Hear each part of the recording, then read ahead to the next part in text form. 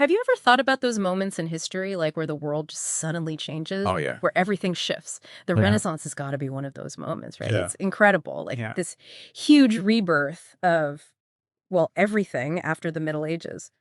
And it still shapes how we see art and science, even ourselves. Absolutely. Great. It really was just explosive social and cultural development. Yeah. It's almost like after a super long period of stability in Europe, the Renaissance just ignited this firestorm of creativity and intellectual thinking that totally changed the course of Western civilization. And that's what we're diving into today, the European Renaissance. Okay, We've got a ton of different perspectives to help us understand it. cool. We've been listening to Rick Steves and Jean Openshaw talking about their Art of Europe series, Yeah. which gives us some really wonderful broad strokes. We also found this blog post that pinpoints famous Renaissance artworks and locations across Europe. Oh, neat. Plus, we have Rick Steves' insights specifically on Florence. Oh, nice. Then to really get a handle on the visual language of the era, we watched an educational video on recognizing Italian Renaissance art. And then we topped it off with some deep dives into the Sistine Chapel and just like a general overview of the whole Renaissance period. A lot of sources. A lot. Oh, yeah. But it's so fascinating how these different sources, like personal anecdotes to art historical analysis, they all add up to a much more complete picture. I know. So we can go from understanding the big historical context to appreciating the tiny nuances of a single brushstroke. That's cool. So our mission, should you choose to accept it, is to synthesize all of this incredible material and just pull out those key insights for you. Okay. We want to give you that feeling of suddenly seeing the connections, like the aha moments, Yeah. the things that make history come alive without getting bogged down in endless details. Sounds good. Okay, let's start by unpacking this idea of a rebirth. What exactly was being reborn? Right. Well, the term Renaissance literally means rebirth. And what they're talking about is the culture of ancient Greece and Rome. So that classical world of philosophy and art, architecture, literature. After the Middle Ages, there was this huge resurgence of interest in and revival of these classical ideals. So when did this all start to happen? What's the general time frame? Most historians place the Renaissance from the 14th to the 17th century. And all of our sources seem to agree on this, emphasizing that it comes after the Middle Ages and signals this really significant shift towards what we consider the modern era. Okay. In the Art of Europe discussion, Rick Steves and Jean Openshaw highlight how this was a period where the pace of change really accelerated after that longer medieval period. We keep hearing this word humanism thrown around. Yeah. What's the core idea behind that? Humanism was this fundamental intellectual development of the Renaissance. And at its heart, it was a focus on human potential and the revival of interest in classical learning. So it marked this big shift in emphasis away from primarily religious concerns, like the afterlife, Oh, right. and more towards the value and the capabilities of human beings in the here and now. Okay. As Rick Steves put it, there was a new confidence humankind has in its relationship with life. That's a great quote. Yeah, and importantly, this new focus on human potential wasn't just limited to the arts. Oh, interesting. It fueled a spirit of inquiry in all fields, from science to politics, laying the groundwork for things like the scientific revolution Oh, wow. and influencing political thought towards ideas like civic responsibility and even human rights. That's amazing. So where did this all begin? All of our sources point to one city as the starting point. Yeah, Florence, Italy is widely considered the birthplace of the Renaissance, and there are several factors that contribute to this. One of the videos emphasized Florence's really robust trade and commerce, which actually led to the reintroduction of a stable gold-based currency after about 500 years. Wow. The florin, The florin. which was huge because it really facilitated trade and investment on a scale that hadn't been seen for centuries, Oh, wow. and brought a ton of wealth and these important international connections to Florence. So that influx of wealth must have led to more than just economic prosperity. Yeah, exactly. So all this wealth flowing into Florence fostered the growth of a significant European middle class. Okay. And these were people with disposable income who weren't just struggling to survive. Right. This new affluence allowed for investment in art and philosophy. So it sounds like money plus free time equals a renaissance. Right. And Rick Steves specifically calls out the Medici family. They basically ruled Florence for generations Oh, wow. and were these incredibly influential patrons of the arts. Like, they funded a ton of the Renaissance. They were passionate about art, and combined with their huge wealth, transformed Florence into like the undisputed art capital of the Western world. It's fascinating, this connection between economic power and cultural flourishing. Totally. It seems like who was commissioning the art also underwent a pretty big change, right? Definitely. The blog post we read touched on this. Medieval art was mainly commissioned by the church or royalty, Right. and the purpose was usually to teach biblical narratives and reinforce religious doctrine. Okay. But during the Renaissance, wealthy individuals and families, like the Medici, started commissioning art for their own personal enjoyment, Oh, interesting. to express civic pride, or just to elevate their social standing. So this idea of art for art's sake, as Rick Steves put it, was a significant departure from the functional role art had played before. Okay, so we have this rebirth of classical ideas, this focus on human potential, humanism. Florence is this hub of wealth and artistic patronage. Now, who are some of the names? Who are those key figures who emerged from this time? The ones we really need to know. Yeah, so many talented people came out of this era. But we can start with Leonardo da Vinci, Oh, yes. a true Renaissance man, a genius, excellent in art, but also an inventor and a scientist. Right. The blog post mentions his iconic works like the Mona Lisa and the Last Supper, but he also did these groundbreaking anatomical illustrations. Oh, right. Really showed this deep understanding of the human form. So he's not just a pretty face. Right. And of course, Michelangelo, right? Another Mhm. giant of the Renaissance. Absolutely.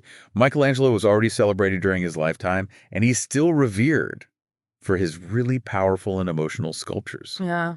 like David and La Pietà, and then his awe-inspiring frescoes, most notably the Sistine Chapel ceiling and the Last Judgment. Oh, yeah. Rick Steves mentioned this especially deep emotional connection Michelangelo had with the Medici Chapel project, Oh, wow. really showing that personal investment and the passion artists brought to their work. That's beautiful. And what about Raphael? He seems to round out that incredible trio of high Renaissance masters. Right. Raphael is known for his balanced compositions and mastery of perspective. The blog post highlights his fresco, The School of Athens, which is in the Vatican museums, and it perfectly illustrates his ability to depict intellectual discourse and embody classical ideals, but also to make it visually stunning. A name that comes up a lot, especially when we talk about Florence, is Botticelli. Botticelli. Right. He's famous for his symbolic paintings like The Birth of Venus and Primavera. Yes. Rick Steves and Gene Openshaw discussed the birth of Venus, with the nude Venus emerging from the sea, Right. symbolizing this renewed optimism and appreciation for beauty and sensuality that marked the Renaissance. Like they brought classical mythology into a more human-centered realm. Interesting. Okay, so we can't forget about Donatello, Yeah. especially when it comes to sculpture. Donatello was super innovative. He brought this unprecedented level of naturalism and emotion to his work. Yeah. Rick Steves and Elena Ferry mentioned his bronze doors for the Florence baptistry. Right. These were so revolutionary that they were called the Gates of Paradise. Oh, wow. Donatello really imbued his sculptures with what Elena called an inner soul. Like they had this lifelike presence that was totally groundbreaking for the time. Now, the name Giotto is mentioned as someone who really set the stage for all of this. Yeah, Giotto, he was working in the late medieval and early Renaissance periods. He was crucial in moving away from the more stylized and rigid forms of Byzantine art Okay. toward a more naturalistic way of representing humans and space in painting. So how did he do that? The Smart History video emphasized his use of modeling, or chiaroscuro, using light and shadow to create a sense of volume in works like his Lamentation. Interesting. It wasn't just about shading, though. It let artists sculpt with light, making figures look three-dimensional, almost leaping off the canvas. It seems like the artistic revolution began in Italy. But the Renaissance wasn't confined to just Italy. No, not at all. Other artists in Europe were also doing amazing things. Yeah. Like in the Netherlands, you have Jan van Eyck.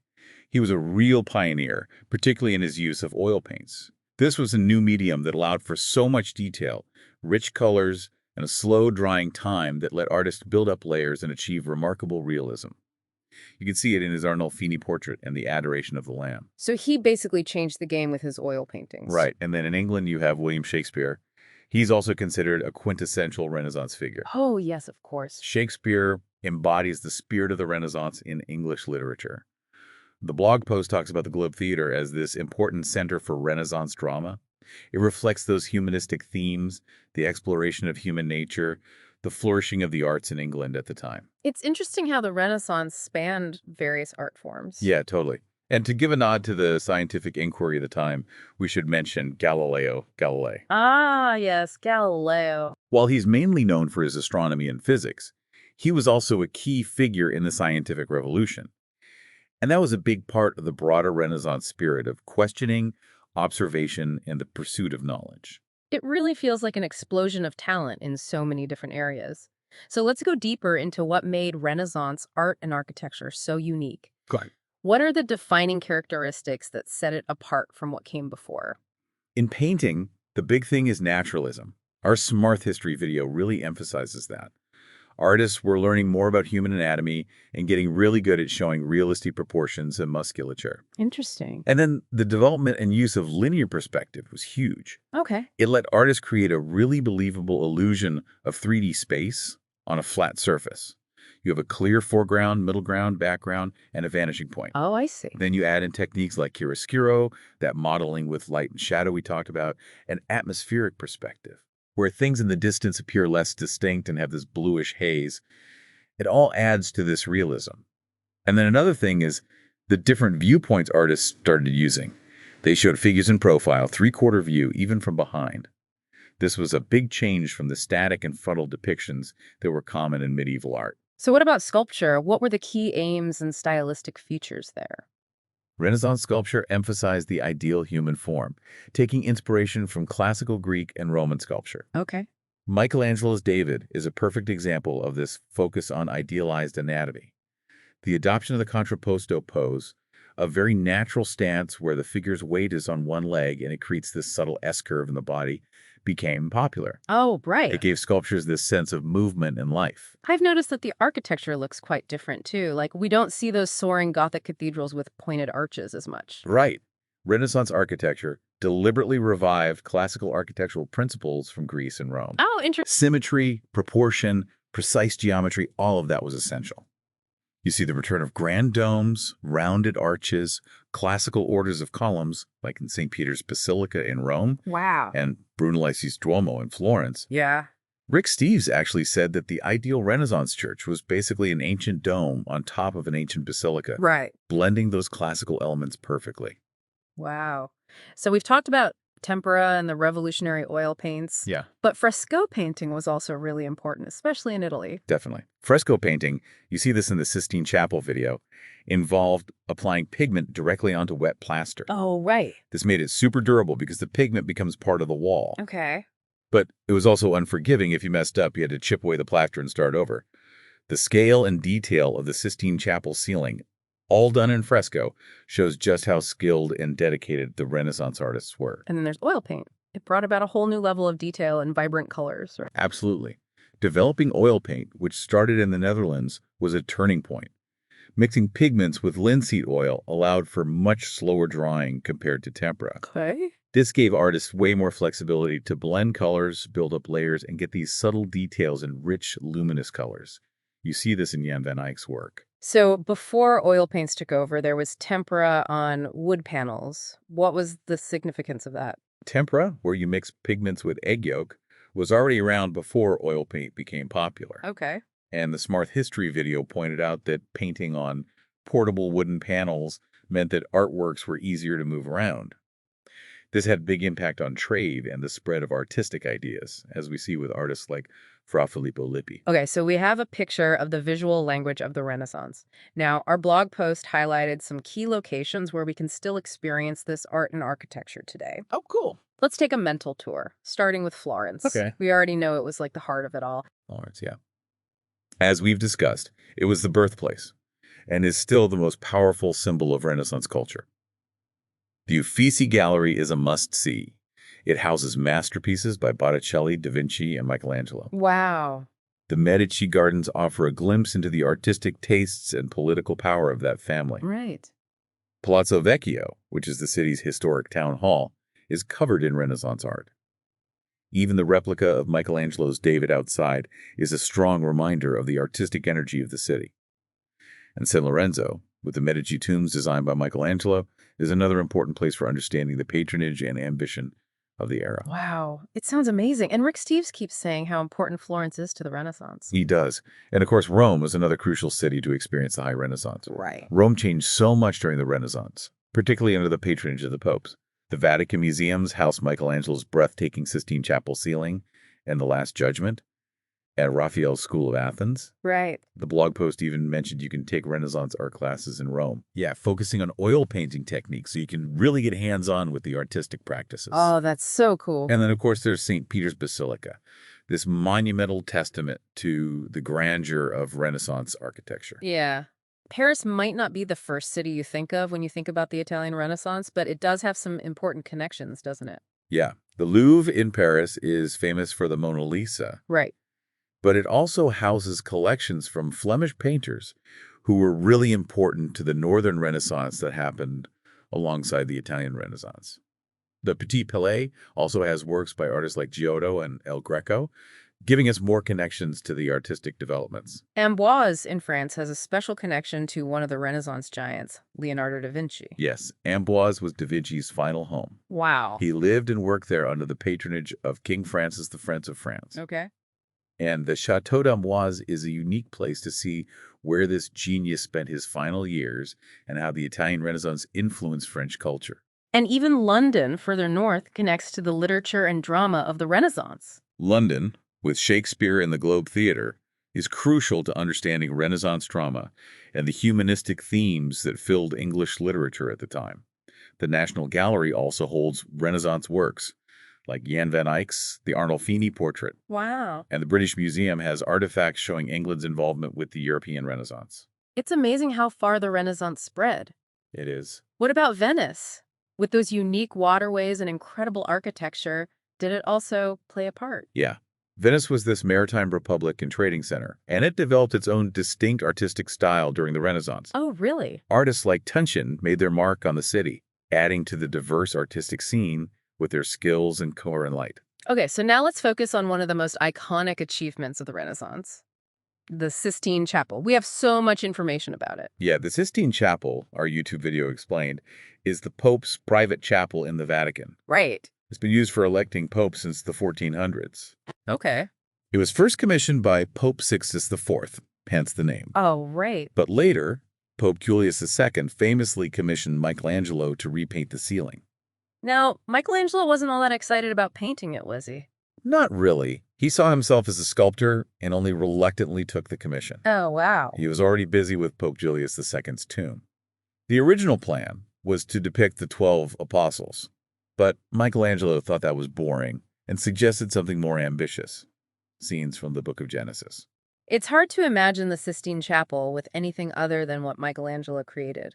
And didn't he paint the ceiling lying on his back? Actually, the video clarified that. It was really tough work, of course. Yeah. But Michelangelo built a platform so he could stand up while painting. Oh, really? Yeah, it was a feat of engineering, and it allowed him to work on this huge scale. Wow. The ceiling tells such a powerful story through its frescoes. It's made up of 9 central panels depicting scenes from Genesis, painted in reverse chronological order. Oh, interesting. Starting with the drunkenness of Noah and ending with the creation of the sun, moon, and earth, and the separation of light from darkness. Right. The creation of Adam, with God and Adam almost touching fingers, is the most famous panel. Michelangelo showed God as this muscular, powerful figure, which was pretty new at the time. In the temptation and expulsion from paradise scene, the forbidden fruit is a fig, not an apple, and the serpent has the head and upper body of a woman. Oh, that's interesting. And later, Michelangelo came back to paint that massive fresco, The Last Judgment, on the altar wall. Yes, the Last Judgment was done much later. It's on the opposite wall above the altar, and it shows the second coming of Christ and the judgment of humanity. It's massive, with over 300 figures. Oh, wow. Many were originally nude, which caused controversy and led to painted clothes covering them later. Michelangelo even included a self-portrait in this scene. He's depicted as the flayed skin held by St. Bartholomew. The Sistine Chapel is truly incredible. It is. And our video talked about this major restoration project. Yeah, a huge project happened between 1980 and 1999. They carefully removed grime, dust, and candle soot that had built up over centuries. Right. The restoration revealed much brighter, more vibrant colors than what people had seen for ages. The Renaissance wasn't just a moment in time, it had a lasting impact, didn't it? Totally. The blog post highlighted how the Renaissance transformed European architecture. Yeah. The renewed interest in classical forms and ideas continued to influence building designs for centuries. And I remember Rick Steves and Gene Openshaw saying that the Renaissance was like the linchpin of history, Yes, a period that took ideas from the past, changed them, and pushed Europe into the modern world. exactly. They also talked about this class of 1500. What was that all about? Ah, the class of 1500. It was a way to show how interconnected and important the groundbreaking people of that generation were. Okay. Around the year 1500, you have Columbus going to the Americas, Da Vinci with his art and science innovations, Martin Luther challenging the Catholic Church, and Gutenberg's printing press changing how knowledge was spread. It was this unprecedented explosion of new ideas. Wow, that really puts it into perspective. As the Renaissance came to an end, there was this shift to a style called mannerism, right? Yeah, mannerism. It kind of reacted to the perfect balance and naturalism of the High Renaissance. Oh, interesting. It emphasized the artist's skill, often featuring elongated figures, complex compositions, and this heightened drama and emotion. The Smart History video explained that this shift in style also reflected the changing political and social landscape, like the rise of the Medici in Florence. Mannerist art is often less realistic, lacking clear spatial organization. So it was like artists felt they had to move beyond the perfection of the High Renaissance and find new ways to express themselves. Yes, exactly. They moved away from those classical ideals of balance and harmony towards something more stylized and expressive. It reflected a new artistic feeling. Wow, this has been an incredible look into the Renaissance. We started with it being this rebirth of classical thought, driven by humanism and centered in Florence. We met the artistic giants of the time, looked at their art and architecture, and even toured the places where their legacies live on. We explored the Sistine Chapel and how the Renaissance connected the medieval and modern worlds, and then how things shifted towards mannerism. It's amazing how this period continues to shape our understanding of art, culture, and human creativity. So, our listener, we want you to think about this. How does that Renaissance spirit of innovation and belief in human potential still influence our world today? And what rebirths, whether in art, thought, or our societies, might be happening right now? We encourage you to revisit the artists, the artworks, and those amazing locations we talked about and explore this fascinating time in history even further.